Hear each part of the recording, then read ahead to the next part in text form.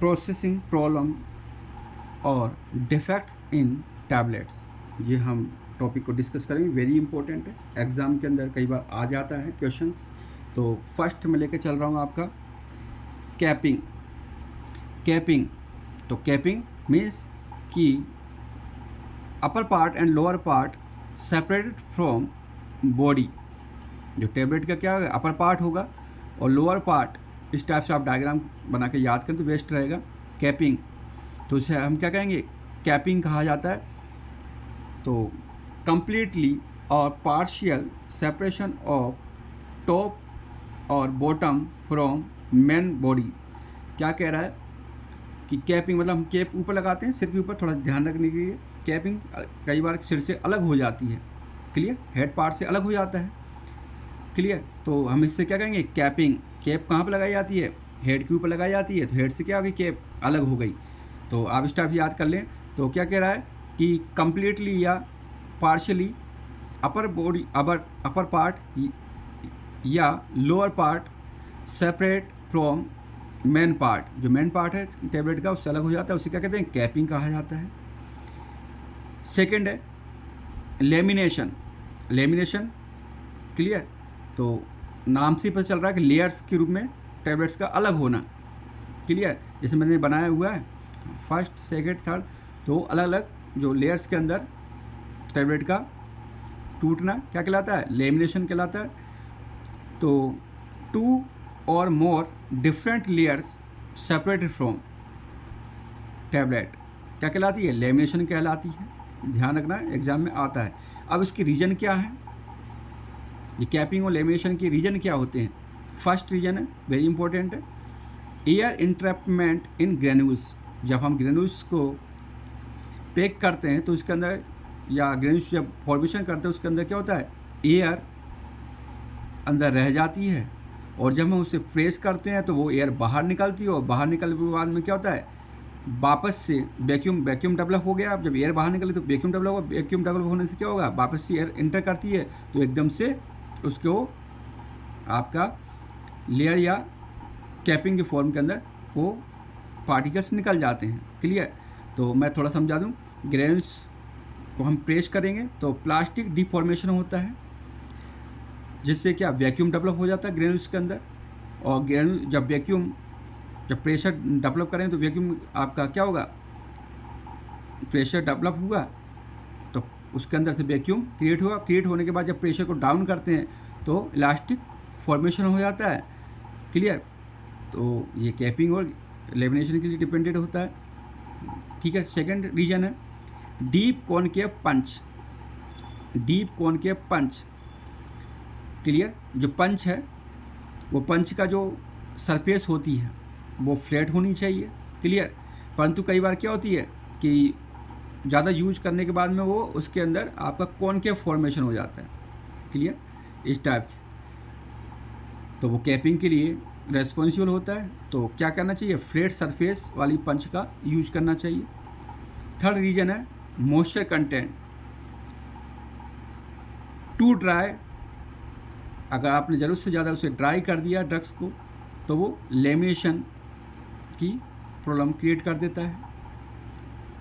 सो इस प्रॉब्लम को हटाने के लिए क्या करना चाहिए, ऐड हाइग्रोस्कोपिक सब्सटेंस जो कि मॉइस्चर को मेंटेन करेंगे, क्लियर।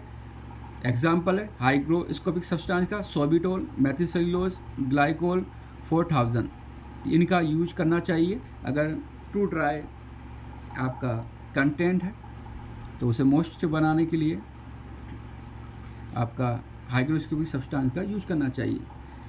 नेक्स्ट रीजन है क्लो एंड पंच, जो हमने ऑलरेडी डिस्कस कर चुके हैं, फ्लैट सरफेस का यूज होना चाहिए।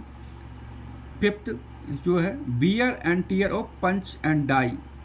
क्या हो गया कि wear and tear of punch and die, जो पंच और डाई है वो क्या हो गई आपकी उनके अंदर आप हो सकता है कि ब्रेक हो गया हो, या उसके अंदर कोई भी प्रकार की जो मरम्मत की रिक्वायरमेंट हो और हम उसे यूज कर रहे हैं, तो क्या होगा, ये हमें कैपिंग और लेमिनेशन की प्रॉब्लम क्रिएट करेगा।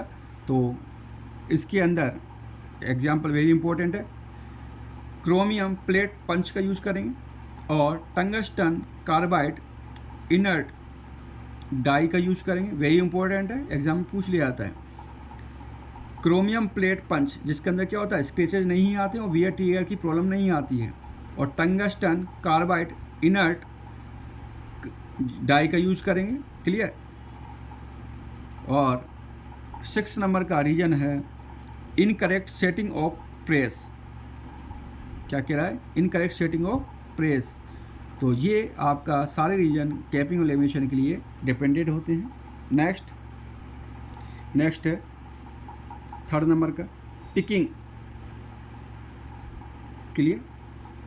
तो surface material stick to punch and remove from tablet. क्या कह रहा है कि वेरी इंपॉर्टेंट है, एग्जाम में आता है। सरफेस मटेरियल जो क्या होता, जो आपका टैबलेट का जो सरफेस मटेरियल होता है वो क्या होता है कि पंच के साथ में स्टिक हो जाता है, मतलब चिपक जाता है। और जैसे ही पंच वहाँ से फ्री होता है टैबलेट से, तो वो क्या करता है, वहाँ से वो ग्रेन्यूल्स को उखाड़ देता है, जिससे क्या होगा, पिटेट सरफेस प्राप्त होती है टैबलेट की। क्या होता है, पिटेट सरफेस, मतलब छोटे छोटे गड्ढे टाइप के। जैसे ये टैबलेट है तो वहाँ से मान लो सरफेस मटेरियल हट गया, तो यहाँ से थोड़े थोड़े आपके होल टाइप के वहाँ बन जाए, उससे कहते हैं पिकिंग कहा जाता है। तो इसे याद करने का तरीका है P for punch, important exam पूछा था, P for punch, clear. P से पंच तो क्या बनेगा, आपको पिटेट सरफेस मिल जाती है, तो क्लियर। P फॉर पंच और P for pitted surface of tablet, याद रखना। दूसरा रीजन इसका क्या होता है कि लेटरिंग टैबलेट, जिसे उसके अंदर जो कई बार टैबलेट्स के अंदर हम अल्फ़ाबेट्स का यूज किया जाता है, क्लियर, टैबलेट के ऊपर, तो वो उनकी जो आपके कॉर्नर साइड से क्या होता है, मटेरियल रिमूव आउट हो जाता है, तो हमें पिटेट सरफेस प्राप्त होता है।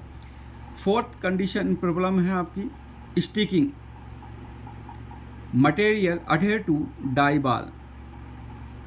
जो आपका कंप्रेसर जो मशीन होती है उसकी डाई बाल के साथ में क्या होता है कि मटेरियल चिपक जाता है, और चिपकने के बाद क्या होगा कि वहाँ से वो जो नेक्स्ट जो टैबलेट बनेगी वो टैबलेट क्या होगी, वहाँ पे वो भी आपका भाई ऑलरेडी आपको चिपका हुआ, तो वो थोड़ा सा आपका होलो टाइप का बनेगा किनारा या आपका सरफेस, तो उसे क्या कहेंगे, स्टिकिंग कहा जाता है।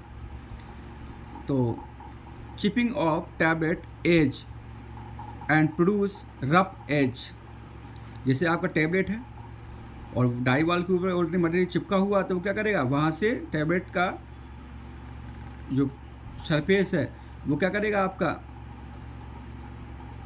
हट जाएगा, तो वो क्या हमारी सरफेस मिलेगी हमें, चिपिंग टाइप की सरफेस मिलेगी हमें, या किनारे हम उसके टैबलेट के वो मिलेंगे, क्लियर।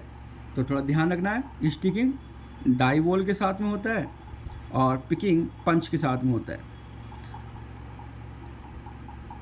और अब जब स्टिकिंग हो जाए तो क्या होगा, lower punch can't freely move, कि जब डाई बाल्स में जब मटेरियल चिपका हुआ है, जैसे मैं यहाँ पे दिखा रहा हूँ कि ये ऊपर वाला पंच है और ये डाई वॉल है, डाई वॉल के साथ में क्या हो रहा है, मटेरियल चिपका हुआ है, तो जब ये प्रेस करे तो इजी वे के अंदर ये मूव नहीं कर पाएगा, तो ये कारण स्टिकिंग का होता है। अब इसके रीजन हम देखते हैं। स्क्रैचेस ऑन सरफेस ऑफ पंच के लिए जो पिकिंग के लिए रेस्पॉन्सिबल है, मतलब आपका जो पंच के ऊपर जो आपका स्क्रैच आए हुए हैं, कि या वियर टीयर है तो भी इसका आपका पिकिंग आपका देगा। सेकंड है using wet granules during punching. क्या कह रहे हैं कि जब हो सकता है कि ग्रेनुलेशन फॉर्मेशन के ड्यूरिंग कि ग्रेनुल्स को प्रॉपरली ड्राई नहीं किया गया हो, थोड़ा सा मॉइस्चर उसके अंदर मौजूद हो, तो वो ये रीजन क्रिएट कर देता है, क्लियर। और स्टिकिंग का जो मेन रीजन है वो है use of wear and tear die and punch. ये आपका स्टिकिंग के लिए रेस्पॉन्सिबल होते हैं, use of wear and tear die punch. अब इसका क्या सॉल्यूशन है, हम सॉल्यूशन को डिस्कस करते हैं। फर्स्ट है lettering should be enough large, जो अल्फ़ाबेट्स होंगे होना चाहिए वो क्या होना चाहिए, थोड़ा से बड़े साइज के होना चाहिए, छोटे साइज के नहीं, ताकि ये पिकिंग की प्रॉब्लम ना आए। सेकेंड है punch surface should be chromium layered, या क्रोमियम की होनी चाहिए। So produce smooth and non adhesive surface. Important है। थर्ड है कोलोइडल सिलिका का यूज करेंगे विद ड्रग्स के साथ में, जो प्रोड्यूस करेगी स्मूथ कंपाउंड ग्रेन्यूल्स, जो हमें स्मूथ हमें आपके ग्रेन्यूल्स मिलेंगे जो कोलोइडल सिलिका का यूज करने के साथ में, वेरी इंपॉर्टेंट है। नेक्स्ट है एड बाइंडर का यूज करेंगे प्रॉपर। नेक्स्ट है add high melting point substance with low melting substance साथ में। मान लिया है कि कोई हाई मेल्टिंग जो सब्सटेंस है वो हमें लो मेल्टिंग सब्सटेंस के साथ में मिक्स किया हुआ है, क्लियर। तो ये एक आपका सॉल्यूशन हो सकता है लो मेल्टिंग पॉइंट वाले सब्सटेंस के लिए। नेक्स्ट है low melting point substance should be freeze होनी चाहिए और देन उसे कंप्रेस करना चाहिए, और मॉइस्चर मेंटेन होना चाहिए ताकि ज़्यादा स्टिकिंग की प्रॉब्लम ना आए। तो ये कुछ सॉल्यूशन है, इनमें से हमें याद रखना है। Lettering should be enough large और पंच सरफेस शुड बी क्रोमियम की पंच सरफेस होनी चाहिए। और थर्ड है आपका कोलोइडल सिलिका का यूज करना चाहिए ताकि हमें स्मूथ ग्रेनुल्स मिले। नेक्स्ट वेरी इंपॉर्टेंट है मॉडलिंग, अनइक्वल कलर डिस्ट्रीब्यूशन। जो टेबलेट का जो कलर फॉर्मेशन वाली जो टेबलेट है, कलर इसके ऊपर होता है, वो मॉडलिंग किसे कहेंगे? Unequal colour distribution, clear. तो जैसे कि मैं थोड़ा सा एग्जांपल बता रहा हूँ कि जो विटिलिगो जिनको हो जाता है उनके अंदर क्या होता है कि मेलानिन जो पिगमेंट होता है वो कम हो जाता है। तो वो कई जगह से आपको क्या होता है कि वो उसकी जो स्किन होती है वो वाइट सी दिखने लग जाती है, क्लियर। तो आप इस टाइप से इसे याद कर सकते हैं। मॉडलिंग वेरी इंपॉर्टेंट है, पूछा जाता है, वेरी वेरी इंपॉर्टेंट, क्लियर। तो रीजन क्या है? Migration of colour particles, unequal distribution of the colour particle भी ये आपका एक रीजन है। आप मॉडलिंग का रीजन आपका सॉल्यूशन हम देखेंगे। चेंज सॉल्वेंट सिस्टम को हमें चेंज करना पड़ेगा। और सेकंड है डिक्रीज ड्राइंग टेम्परेचर, जो आपका ग्रेन्यूल्स को ड्राई करने का जो टेम्परेचर है उसको डिक्रीज करना पड़ेगा।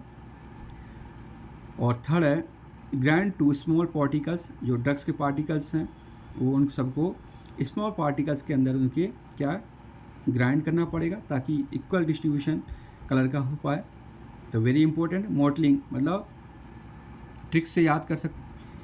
मोतीलाल, क्लियर, आप इस टाइप से याद कर लें, इसे ट्रिक बना करके। मोतीलाल मतलब लाल कलर का, तो मोतीलाल है, क्लियर। मोतीलाल नाम का एक आदमी है, आप इस टाइप से याद कर लें। तो इसके अंदर क्या लाल रंग अनइक्वल आपका डिस्ट्रीब्यूट है, तो मॉडलिंग आप इससे मोतीलाल से याद कर लें, क्लियर। नेक्स्ट जो टेबलेट